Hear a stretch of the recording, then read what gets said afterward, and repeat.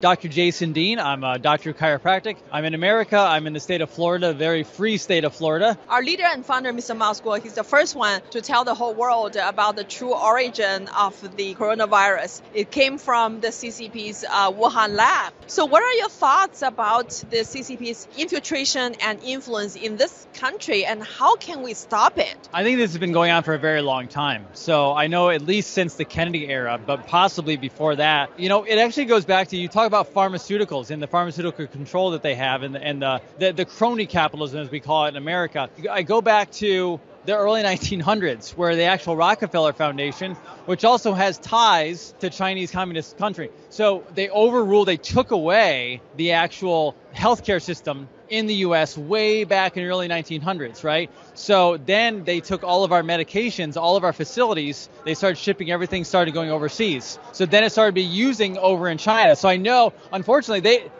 you have lots of slave labor camps over there as well, because they're forcing your people to make products and medications for our people, which is actually completely a tragedy. I mean, it's not only for us, but obviously we don't want, as Americans, we don't want to enslave the Chinese people. Obviously our politicians do, a lot of our corporate masters do, but the American people do not want that. So in reality, America says we're fighting for our sovereignty and fighting to gain America back, but we're not just fighting for America. We're fighting for, it's a global situation at this point, and China's been taken over for so long, we have to stand up for other people as well. So yeah, absolutely. We are fighting very, very hard to do this.